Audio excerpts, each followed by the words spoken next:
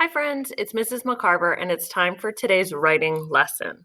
Last week, we finished up our unit on writing books that teach others or writing nonfiction books, all about a topic.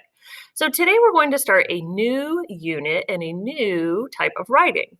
The writing we're going to be working on is called persuasive writing. When you persuade someone or you try to be persuasive, that means you're trying to get them to agree to something or to do something that you want. And you use your reasoning to get them to do that. Let me give you an example of a way that people try to persuade me. At home, I have two kids, and they are always trying to persuade me to let them have dessert after dinner. Now, if they just said, "Mom, can I have dessert?" Usually I would say, "No, not tonight."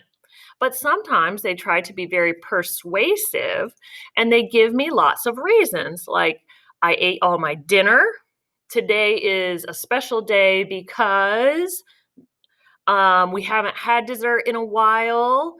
I'm really hungry for something sweet." Lots of different reasons to try to get me to give them what they want, which would be dessert. So sometimes we try to persuade people to agree with us or to help us or to do something or give us something. And that's what we're going to work on in our writing.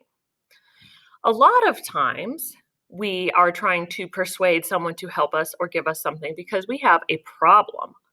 Today, that's what we're going to think about. We're going to think about problems. When I look around, I see some problems that I might try to persuade people to help me with. I went on a walk at our school and I noticed some problems. So let's watch this video together. And while I am walking, I'm going to make a list of the problems I found. Hi friends, it's Mrs. McCarver, and for today's lesson, I'm going to take you around a little tour of the school.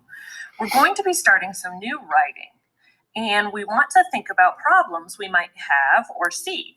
So I'm going to take you around to see any problems that I have. I'm going to put my mask on because I'm leaving my class. Okay, friends, so we're on a little walk, a little tour, and I'm looking for problems I see around the school. I haven't even left my classroom yet, but here's a problem I have. I have all these materials and they're just sitting here in boxes. They look messy and they need to be handed out. So one problem is boxes in my classroom. Here's another. All right, on my list, I wrote messy classroom and I drew a little box. That's the first problem I noticed. Problem. When I come outside my classroom, there are all kinds of leaves and dirt on the floor. That's a problem. I feel like people need to make sure they wipe their feet when they come in the door.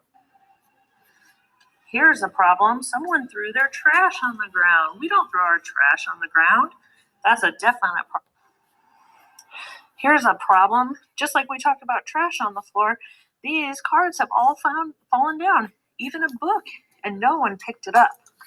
So I added those two problems to my list: dirt by the door, trash on the ground.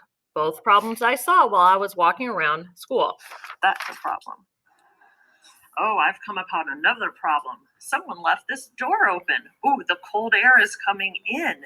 That's a problem when we leave doors open.